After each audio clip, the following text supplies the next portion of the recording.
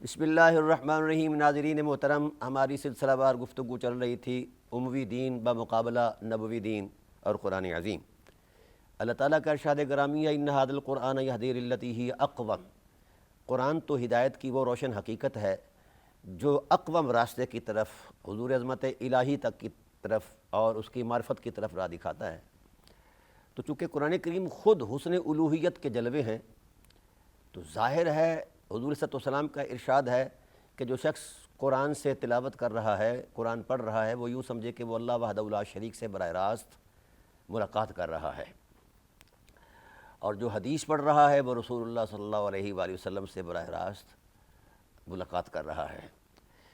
تاہم یہ بات ہے کہ ہم نے دونوں تصورات کا ایک موازنہ پیش کیا ہے پس منظر میں، اور اب بھی اسی موازنے کا ایک تسلسل پیش کریں گے کہ نبوی دین کی اساس قرآن عظیم اور سید المرسلین صلی اللہ علیہ وآلہ وسلم کی ذات والا صفات اور آپ کا اسوہ کاملہ، اور اس سے پہلے تمام انبیاء علیہ السلام کی خلقی اور خلقی حرمتیں اور ان کا اسوہ کاملہ جو ہے اس دین کی اساس ہے، اور یہ الہی دین ہے۔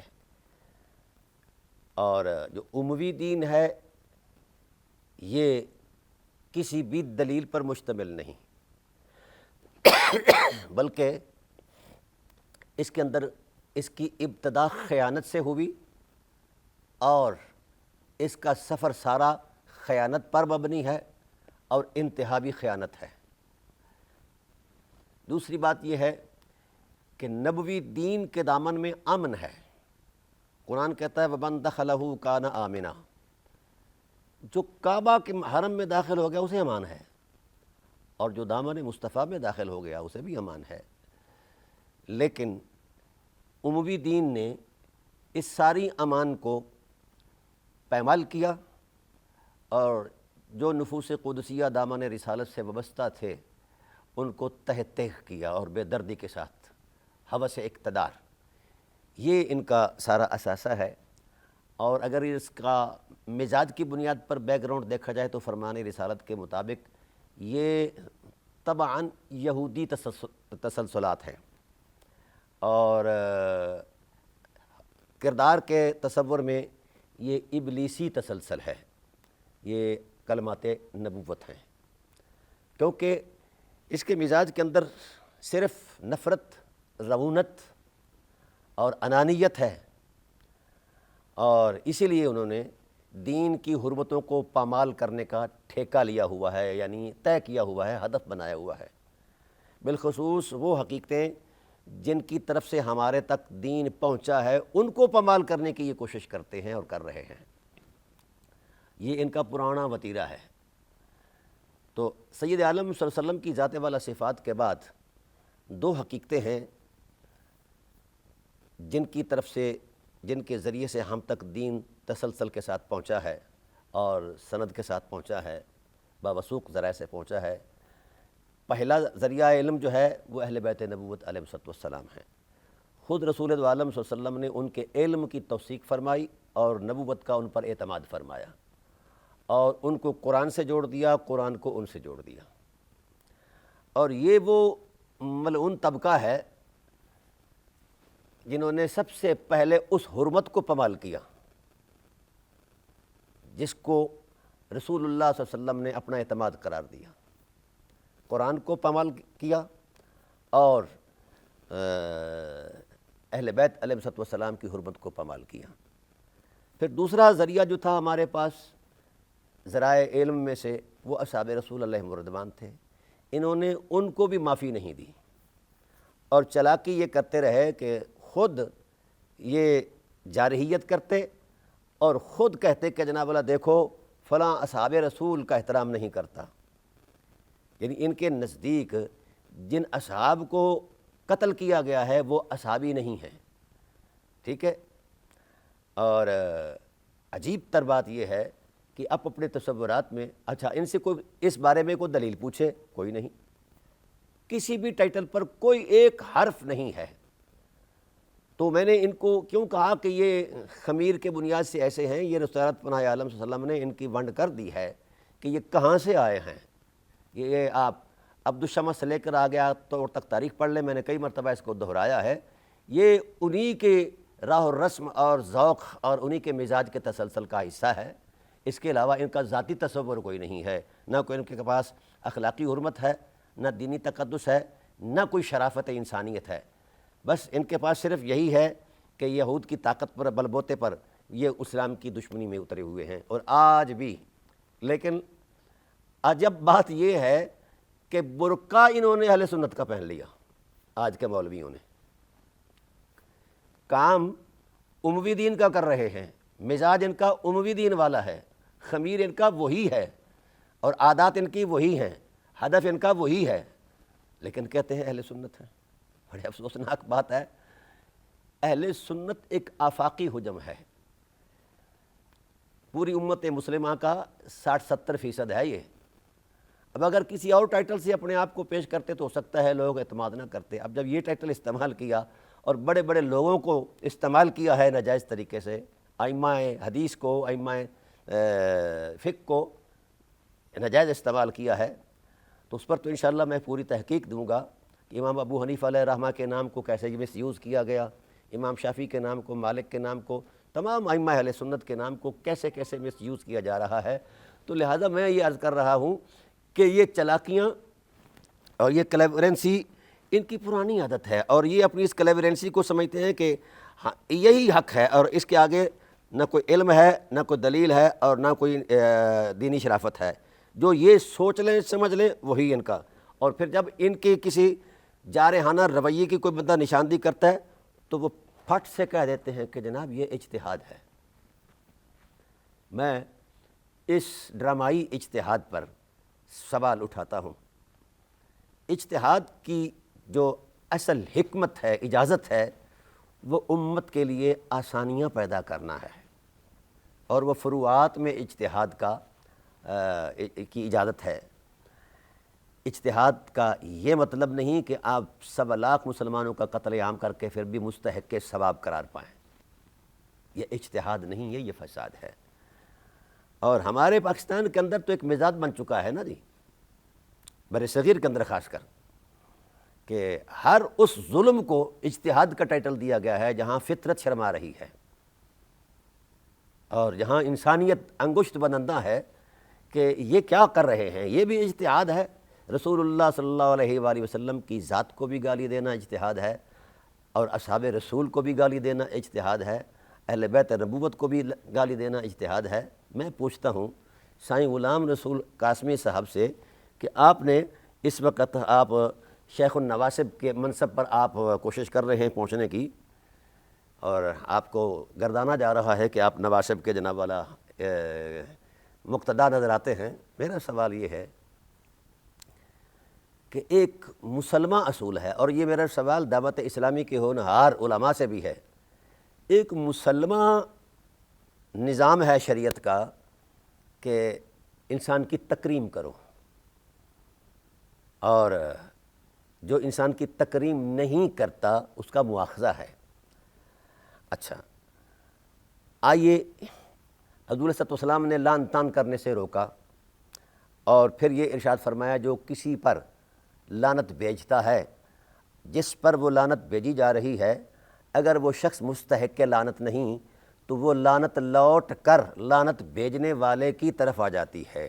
یہ مسلمہ اصول شرع ہے، سارے مسلک اسے قبول کرتے ہیں۔ میرا سوال ہے سائیں صاحب سے بھی، اور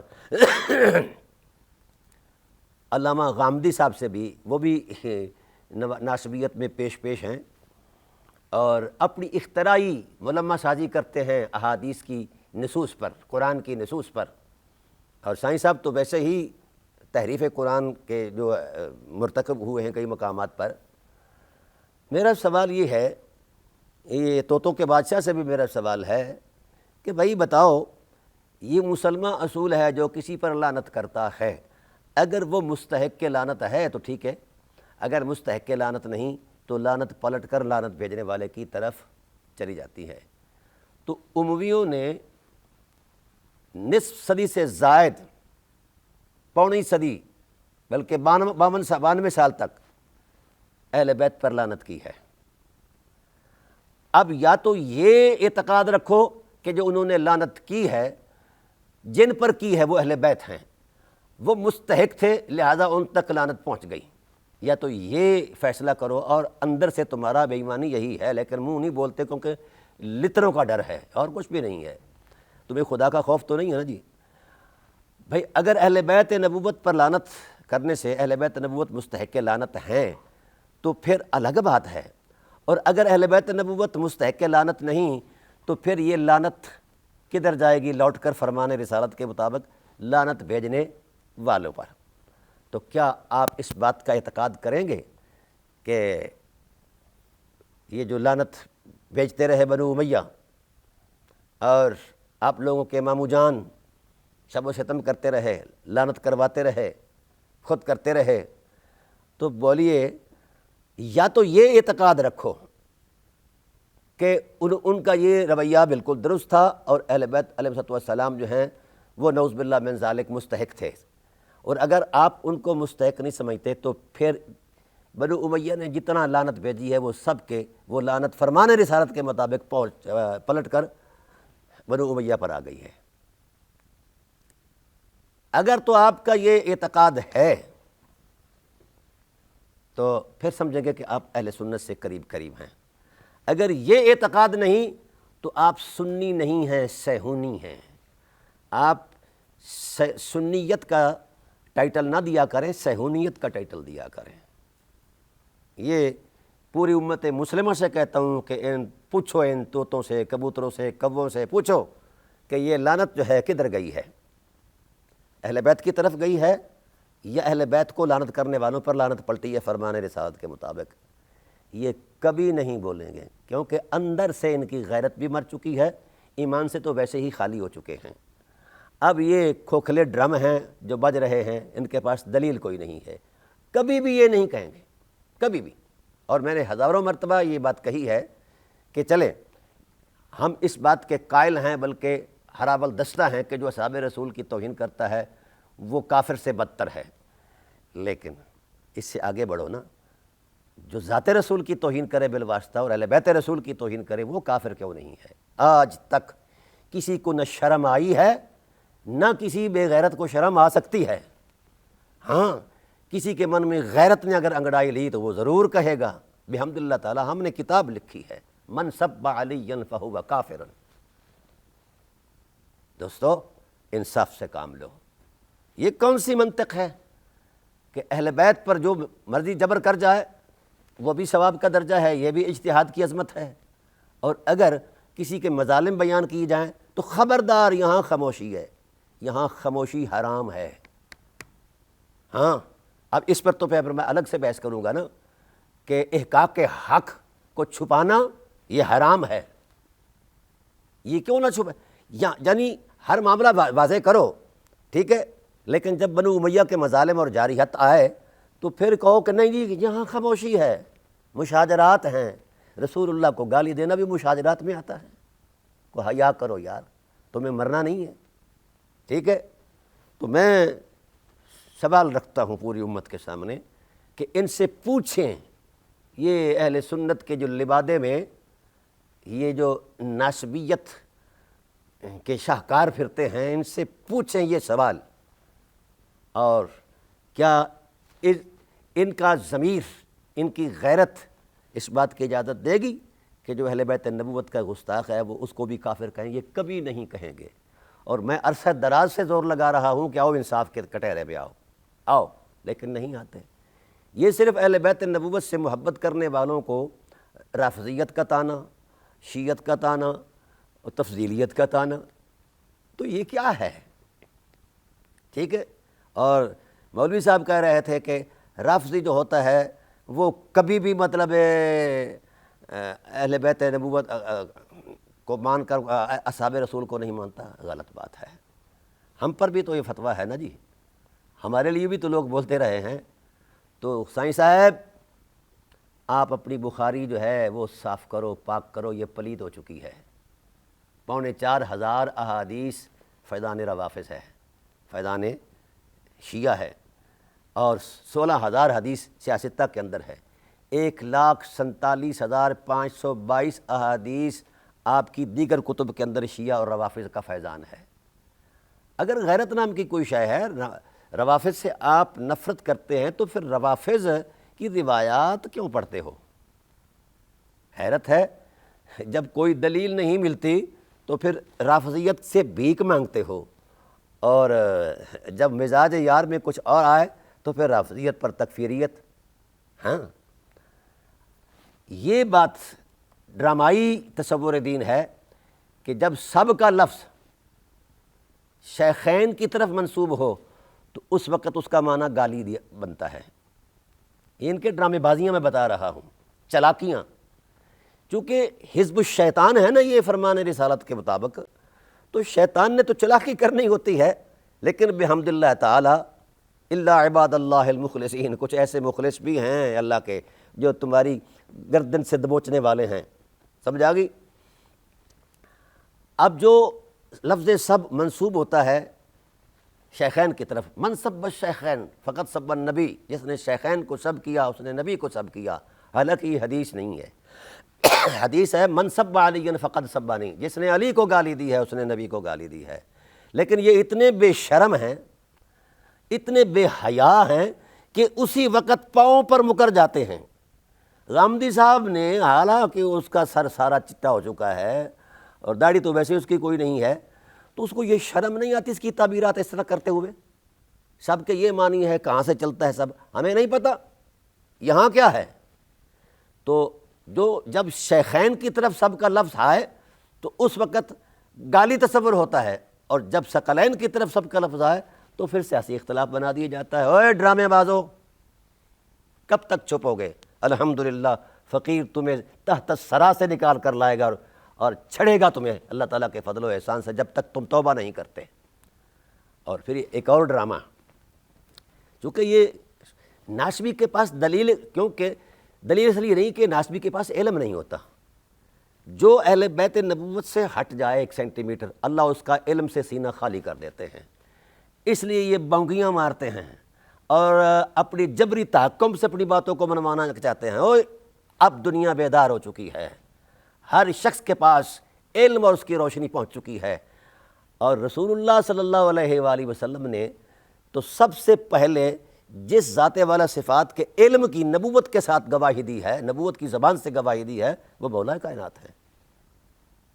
اور سائیں صاحب کہتے ہیں کہ یہ خاصیت نہیں ہے، صحابہ کرام کو حضور نے براہ راست پڑھایا۔ میں قاسمی صاحب آپ سے کہتا ہوں، کاش میرا آپ کا آمنا سامنا ہو جائے کہیں کسی میدان میں، تو میں آپ کو سمجھاؤں کہ اللہ کے بندے جس کی ولادت ہی آغوش رسالت کے اندر ہوتی ہے، تربیت کا وہیں سے آغاز ہوتا ہے، اور نصف صدی سے زائد تک یہ تربیت رہتی ہے، اور شب و روز کے زندگی کے خلوت جلوت کے جو معاملات ہیں اس کے اندر جو علم نبوت کی حکمتیں ہیں وہ ساری اونڈیلی جاتی ہیں جناب والا مولا کائنات کی قلب و روح کے اندر، اور نبوت نے خود ارشاد فرما دیا۔ آئیے کسی اور کے بارے میں بھی فرمایا ہے، آپ بتا دینا کوئی صحابی یا کسی صحابی کے علم کی فوقیت دلیل کی بنیاد پر علی سے بیان کر دیں، دلیل شریف فرمان رسالت کے مطابق کر دیں۔ اعلمہم علما، یہ نبوت کی تصدیق ہے، اقدمہم سلما، مقدم بھی علی ہیں اور اعلم بھی علی ہیں، اقدا بھی علی ہیں، احلم بھی علی ہیں، اور اہل بیت ہیں۔ جس گھر میں علم نازل ہوتا ہے ان کو نہیں پتہ، ٹھیک ہے، تو مجتہد کو پتہ چل گیا، آپ کے مجتہد کو اجتہاد تک کا علم اس درجے کا علم حاصل ہو گیا۔ لا حول ولا قوت الا باللہ۔ کیوں بے ایمانی پر آپ نے قسم اٹھا رکھی ہے؟ مرنا نہیں ہے، خدا کے خوف سے ڈر جاؤ۔ رسالت کا کون مقابلہ کرتے ہو؟ انکار تو تم کر چکے ہو رسالت کا۔ انکار اس وقت تک ناسبی بنتا ہی نہیں جب تک کہ انکار رسالت نہ کرے۔ رسالت کو بطور شیلٹر استعمال کرتا ہے اور قرآن میں وہ تحریف کرتا ہے، یہ اس کی عادت ہے۔ ناسبی ہو قرآن میں تحریف نہ کرے، یہ کیسے ہو سکتا ہے؟ چونکہ وہ یہودی مزاج ہے، اور قرآن کریم نے کچھ 44 جگہ یہ نشاندہی کی ہے، یحرفون الکلم عن مواضعہ۔ یہ جو یہود ہیں یہ تحریف کرتے تھے اپنی کتابوں کے اندر، معنوی تحریف کرتے تھے، لفظی تحریف کرتے تھے۔ تو آپ کا وہی تسلسل ہے، آپ قرآنی آیات کی بھی تحریف کرتے ہو اور فرامین رسالت کے اندر بھی تحریف کرتے ہو، اور پھر کہتے ہو کہ ہم اہل سنت ہیں۔ اہل سنت ایسے نہیں ہیں، اہل سنت کی قدروں کو آپ نے سونگا بھی نہیں ہے۔ اہل سنت کہتے کس کو ہیں؟ اگر سنیت سیکھنی ہے تو فقیر کے پاس آؤ، فقیر بتائے گا آپ کو کہ سنیت کی اصل روشن حقیقت کیا ہے۔ جلسوں میں بیٹھ کر واہ واہ کرواتے ہو مشتنڈوں سے، جناب والا لونڈوں سے، تو یہ اور بات ہے۔ علم کی دنیا میں دلیل کے تقدس میں بولنا اور بات ہے۔ خصائص علی پر محدثین نے گواہیاں دیں اور کتابیں لکھیں، اور آپ کہتے ہو یہ کوئی خاصیت نہیں ہے، لا حول ولا قوت الا باللہ۔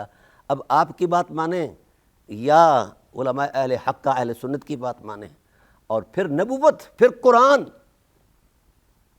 ٹھیک ہے؟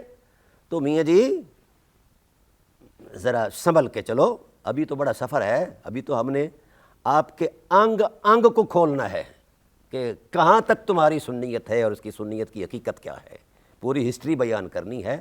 تو بہرحال غامدی صاحب سے بھی گزارش ہے کہ آپ حدیث عمار کا انکار کرتے ہو کس بنیاد پر بھائی؟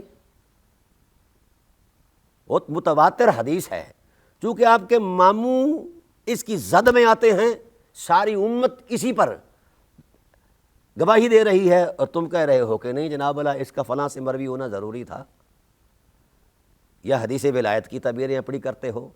120 صحابہ جس کے راوی ہیں، یہ ذاتی فلسفے پاس رکھو، نصوص ہی واجب الاطاعت ہیں۔ تمہاری فکر اور یہ چال بازیاں، یہ کلیورنسی، اس کی کوئی حقیقت نہیں ہے، یہ چرب زبانی علم نہیں ہے، علم دلیل کی دنیا میں ہے، اور دلیل اللہ کا قرآن ہے اور فرمان رسالت ہے۔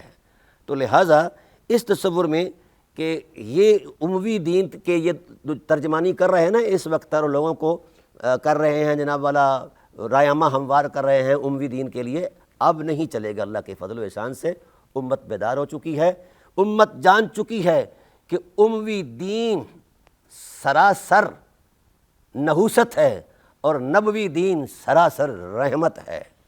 اموی دین نے امت کو تقسیم کیا ہے اور نبوی دین نے امت کو یکجا کیا ہے، فرق اتنا ہے۔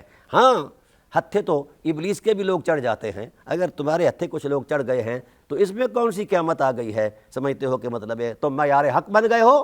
معیار حق اللہ کا قرآن ہے اور رسول اللہ صلی اللہ علیہ وسلم کی ذات ہے۔ جہاں رسول اللہ صلی اللہ علیہ وآلہ وسلم نے جس عظمت کی، جس تقدس میں، جس شرافت میں نشاندہی کی ہے وہی حق ہے، اور جہاں رسول اللہ صلی اللہ علیہ وآلہ وسلم کے علاوہ ذات خدا نے جس کو جو تقدس بخشا ہے اس کو ویسے ماننا حق ہے۔ تم کون ہوتے ہو؟ میں کہتا ہوں کہ آمنا سامنا ہم بیٹھیں، آپ ہمیں سمجھائیں سکھائیں، لوگوں کو پاگل کر رہے ہو، ہم طالب علم کی حیثیت سے آپ کے پاس بیٹھتے ہیں، آئیے۔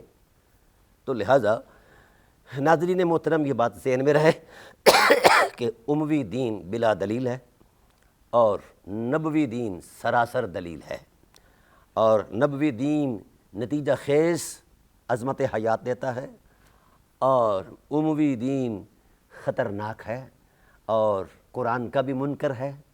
میں پوچھتا ہوں یہ مولوی صاحب سے، یہ جو غلام رسول قاسمی صاحب ہیں، یہ اس وقت جو شیخ النواسب ہیں، میں سوال کرتا ہوں شیخ صاحب کہ مرتبہ اجتہاد تک کتنے علوم ضروری ہیں آپ کے منہج علم کے مطابق، اہل سنت کے ہاں جو مسلم ہے؟ کم از کم قرآن کریم کی 500 آیات احکام پر مشتمل، یہ مستحضر ہوں، اور اس کے تمام قوائف مستحضر ہوں، شان نزول کے اعتبار سے بھی، سباق و سیاق کے اعتبار سے بھی، مقتضائے کلام الہی کے اعتبار سے بھی، دلالت حال کے اعتبار سے بھی، کتنے قاعدے ہیں، اور پھر احادیث طیبات، ٹھیک ہے، جو کم از کم 3000 ہیں یا 5000 بعض اوقات آ جاتی ہیں، تو اسی طرح اور قوائف علم ہیں۔ تو آپ کے ماموں جان کے پاس کتنا علم تھا؟ بولیے نا، کوئی ثابت کر سکتا ہے؟ یہ علوم جو ضروری علوم ہیں مرتبہ اجتہاد تک پہنچنے کے لیے، اور اجتہاد علمی مرتبہ ہے، خون ریزی کا نام اجتہاد نہیں، فساد ہے۔ اور آپ ہمیں امویت پڑھانا چاہتے ہو، آپ کوئی نہیں پڑھنے والا، امت بیدار ہو چکی ہے بحمد اللہ تعالیٰ، اللہ تعالیٰ کے فضل و احسان سے اور قرآن سے اور ثقلین سے امت وابستہ ہو چکی ہے، تم جتنا مرضی شر پھیلاؤ، الحمدللہ اللہ کے فضل و احسان سے امت شعور میں آ چکی ہے۔ اور میں دیگر علماء اہل سنت سے بھی کہتا ہوں کہ ثقلین پر اگر رسول اللہ نے اعتماد کیا ہے، ہم کیوں نہیں کرتے؟ کیا سانپ سونکھ گیا ہے؟ ایسا بننے سے شیعہ ہو جاتا ہے بندہ؟ اگر ایسا بننے سے بندہ شیعہ ہو جاتا ہے تو پھر اس تشیع کی نشاندہی یا اس تشیع کا حکم تو پھر رسول خدا دے گئے ہیں۔ خدا کا خوف کرو، ڈرتے ہو، ان شتونگڑوں سے ڈرتے ہو جن کا کوئی نہ نڑی ہے نہ ڈٹا ہے، میدان میں آؤ اور نظام ولایت کو کنسلٹ کرو۔ اور میں تشیع سے بھی کہتا ہوں کہ جو حلالی شیعہ ہے وہ عقیدہ تو رکھتا ہے کہ جناب میں علی کو امام مانتا ہوں، ولی مانتا ہوں، ولایت علی کا قائل تو ہے، لیکن کبھی ولایت کو بطور نظام بھی پڑھا ہے؟ نہیں پڑھا۔ کبھی پڑھایا ہے؟ نہیں پڑھایا۔ تو پھر یہ ڈرامہ بازی ہے نا۔ ایسے شیعوں کے لیے مولا کائنات علیہ السلام نے 40 خطبے دیے جس پر انتہائی نفرت کا اظہار فرمایا ہے۔ ایسا تشیع نہ رسول کو چاہیے اور نہ مولا علی کو چاہیے، نہ اہل بیت کو چاہیے۔ تشیع وہی اصل ہے اور حلالی ہے جو کھڑا ہو جائے نظام ولایت مولا کائنات کے ساتھ۔ اور ہمارے سنی مدارس میں تو ویسے ہی اس لفظ سے ہی مولوی بدک جاتے ہیں۔ چلیں، خلافت کو تو مانتے ہیں آپ، تو آپ کے کتنے مدارس ایسے ہیں؟ میں تنظیم المدارس کے ذمہ داران سے پوچھتا ہوں کہ کس مدرسے میں خلافت کو بطور نظام پڑھایا گیا ہے؟ کتنے لوگ آپ لوگوں نے تیار کیے ہیں کہ اگر آپ کو پاکستان دے دیا جائے کہ اس کو چلاؤ، رن کرو اسلامی اور دینی نظام کے مطابق، تو آپ کے پاس کتنے لوگ ہیں؟ فتویٰ باز ضرور ہیں، دیندار کوئی نظر نہیں آئے گا۔ کاروباری تاجر ضرور نظر آئیں گے مولوی، کیونکہ میں نے تاریخ پڑھی بھی ہے اور کچھ تحریکوں کا حصہ رہا ہوں۔ جب تحریک دین کے نام پر چلائی جاتی اور ہم جیسے غربا جانے دیتے، تو جب تحریک نتیجہ خیز مراحل میں پہنچتی تو ہمارے بڑے بڑے لوگ اس تحریک کا سودا کر لیا کرتے تھے، بک جایا کرتے تھے، بریف کیس لیٹرینوں میں لے لیا کرتے تھے۔ سمجھا گی؟ نہیں۔ اگر آپ چاہتے ہیں اہل سنت یا اہل تشیع کہ صالح قیادت ہو تو پھر ٹائٹل دیا جائے۔ مولا کائنات علیہ السلام صالح قیادت میں صالحین کے امام ہیں، اور مولا کائنات علیہ السلام کی ذات والا صفات پر رسول خدا نے اعتماد کیا ہے، خدا نے اعتماد کیا ہے۔ اور پھر ہماری جتنی بھی طریقت ہے بر صغیر کے اندر، تمام طریقت کا تمام کے تمام سلاسل کا تعلق براہ راست مولا کائنات سے ہیں۔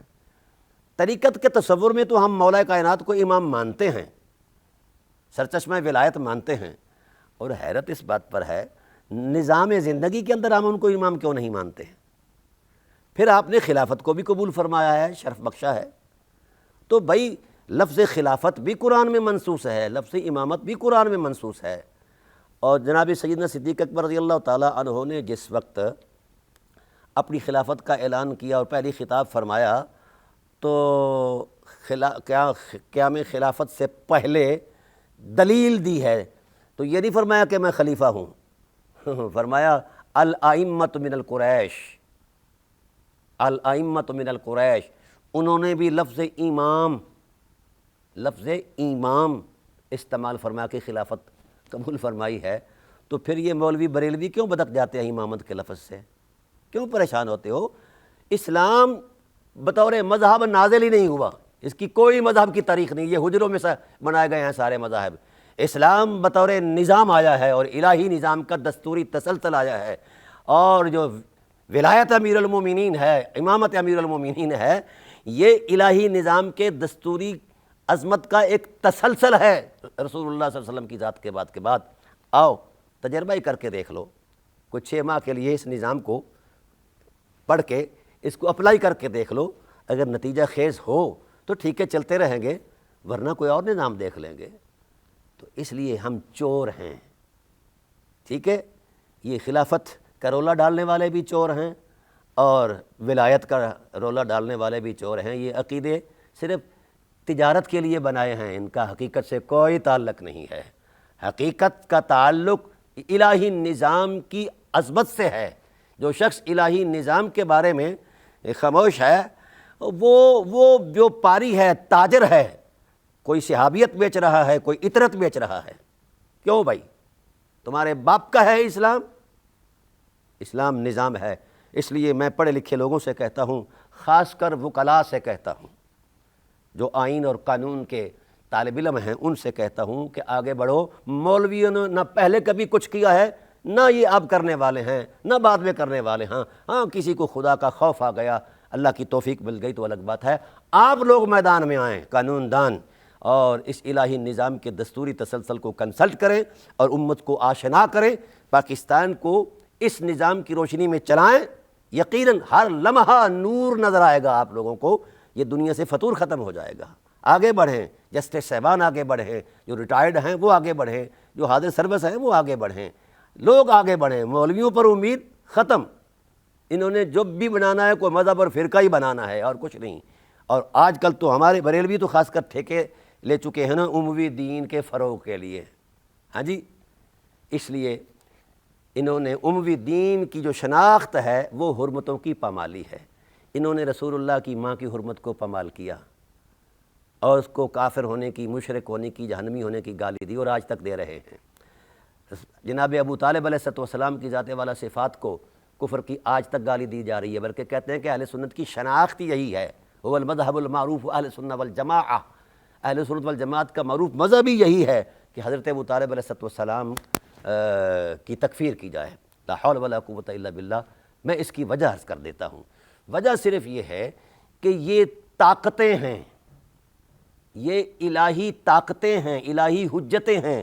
حضرت ابو طالب علیہ السلام بھی اللہ کی حجت ہے اور اسلام کی بقا کی طاقت کا پہلا عنوان ہے، وفائے عظمت میں پہلا امام ہیں، امام الحنفاء ہیں۔ اس لیے یہود و نصارہ نے یہی سوچا کہ اس طاقت کو پس منظر میں رکھا جائے اور اس کے اوپر کفر کا غلاف چڑھا دیا جائے، تو جب یہ اسوہ عظیمت سامنے نہیں ہوگا تو مسلمان کی غیرت ختم ہو جائے گی، اور واقع ختم ہو چکی ہے۔ تو سو ایسے ہی حضور کے والدین کریمین علیہ السلام ہیں، وہ بھی اللہ کی توحید کی حجت ہیں۔ انشاءاللہ العزیز اس پر تو پھر میں الگ سے پروگرام کروں گا۔ تو ان حجتوں کو جب ہدف بنا لیا گیا اور بے حیثیت کر دیا گیا تو پیچھے اسلام کیا رہ گیا؟ مولوی کا پاس مولوی کی ملایت رہ گئی ہے اور کچھ نہیں ہے۔ میں انشاءاللہ العزیز اگلی نشست کے اندر اس پر گفتگو کروں گا۔ وما علینا الا البلاغ۔